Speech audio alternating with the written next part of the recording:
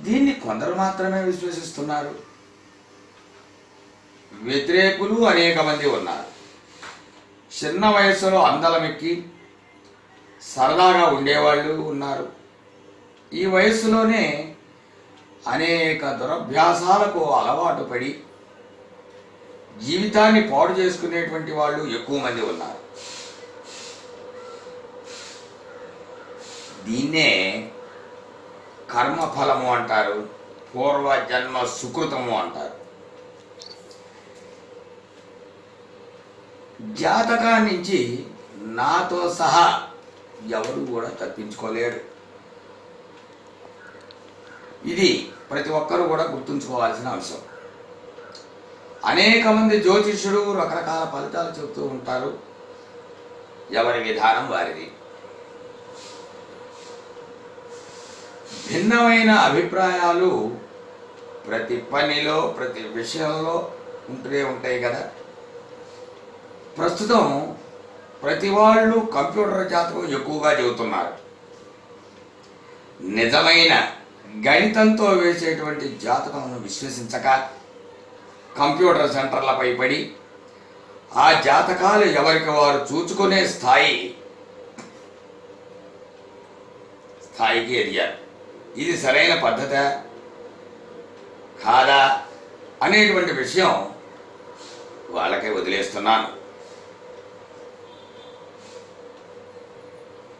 గత 35 సంవత్సరాలుగా అనేక ఫలితాలు చెప్పడం జరుగుతూనే ఉన్నది. ఇది వాళ్ళకు ఎంతవరకు ఫలితాన్ని ఇచ్చాయా అనేది నా మిత్రులు నా శిష్యులే చెప్పాలి. ఇంకో విషయం ఏమిటంటే, జ్యోతిష్యం మీద మాకు నమ్మకం లేదు అనేటువంటి వాళ్ళు కూడా చాటుగా వచ్చి మమ్మల్ని అడుగుతుంటారు. వాళ్ళు అడగటం అనేది తప్పు కాదు. జీవితంలో జరగబోయే దాని గురించి తెలుసుకోవాలనేటువంటి కోరికతోటి వాళ్ళు వస్తూ ఉంటారు. అది మానవ సహజం. అయితే దీనికి ధనిక పేద మతాల తేడా అవసరం లేదు. ఈ విధంగా చాటుగా వచ్చి మమ్మల్ని కలిసి అడిగేట్టు వెళ్ళేటువంటి వాళ్ళు యథార్థ జీవితంలో కూడా మామూలుగా తిరిగేటప్పుడు జ్యోతిష్యం అంటే మాకు కూడా కాస్త నమ్మకం ఉన్నది అని చెబితే చాలా సంతోషించడం జరుగుతుంది.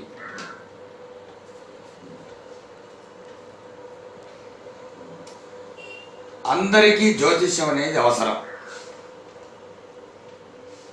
దీనికి కులమత తేడాలు లేవు. పుణ్యఫలము వలన ముక్తి, గత జన్మలో వారు కుటుంబాల్లో చేసినటువంటి పాపాలను కర్మఫలంగా ఈ జన్మలో అనుభవించాల్సి ఉంటుంది. ఏ ఆశ లేకుండా జీవితం గడిపేటువంటి వాడు మరో జన్మంటూ ఉండదు. జ్యోతిష్యం అనేది పుస్తకాలు కంప్యూటర్లు చూసినంత మాత్రాన్ని రాదు. దీనికి అనుభవం, వాక్శుద్ధి ముఖ్యం. కాన ఇంకా భగవంతుడు అనుగ్రహం కూడా కావాలి. ఈ విషయాలన్నీ దృష్టిలో ఉంచుకొని చక్కని జ్యోతిష్య పండితులను కలిసి ప్రజలంతా సుఖ సంతోషాలతో వర్ధిల్లాలని నా కోరిక. నా గురువులు మా తాత, తండ్రి, భగవంతుడే. అయితే ఇవాళ ఈ సమాజంలో ప్రేమించేవాళ్ళు,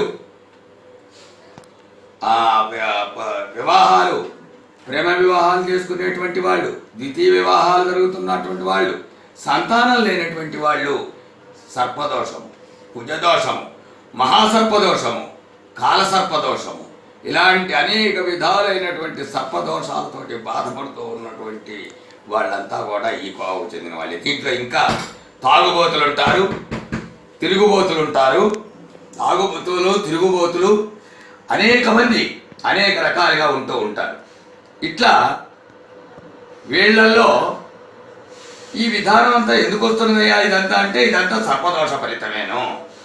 కాబట్టి ప్రజలంతా కూడా ఈ విషయాన్ని గమనించి ఈ సున్నితమైన అంశాలను ఎవరింట్లో వాళ్ళు చేసుకునేటువంటి విధంగానే చేసుకోవచ్చు. దీనికి జపాలు చేయక్కర్లేదు, యజ్ఞాలు చేయక్కర్లేదు, యాగాలు చేయక్కర్లేదు. ఇది కొంతమంది మా పురోహితులకి లేదా మా జ్యోతిష్యులకి నేను చెప్పే మాట కాస్త ఇబ్బంది పెడవచ్చు. ఇది నా వ్యక్తిగత విషయం, ఎవరిని కించపరచాలనేటువంటి ఉద్దేశం కాదు. ముఖే ముఖే సరస్వతి, ఎవరి విధానం వారిది. అంతేగాని ఎవరిని కించపరిచేటువంటి విధానం కాదు. నా పద్ధతిలో మాత్రం నేను అన్ని ఇంటి దగ్గర చేసుకునేటువంటి విధానం మాత్రమే ఎక్కువగా చెబుతాను. ఏదైనా ప్రాణాంతకం మీదకు వస్తే అప్పుడు జపాలు అవి తప్పదు, ఎవరికైనా చేయాల్సిందే, ఎవరైనా చేయాల్సిందే.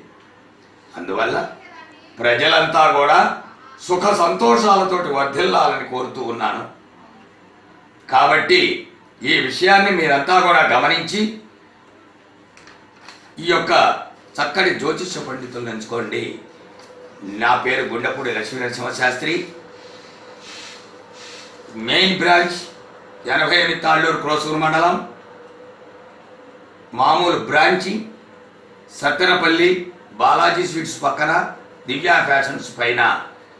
సంప్రదించాలనుకునేటువంటి వాళ్ళు 9393843431 అనేటువంటి వాడికి ఫోన్ చేసి నన్ను సంప్రదించవచ్చు. కాబట్టి ఈ యొక్క ప్రజలందరూ కూడా కుజదోష, సర్పదోష, కాల సర్పదోష, మహాకాల సర్పదోషాలను నివృత్తి చేసుకునేటువంటి వాళ్ళంతా కూడా స్వయంగా సంప్రదించి నివారణ చేసుకోవచ్చు. సర్వే జనా సుఖినో భవంతు.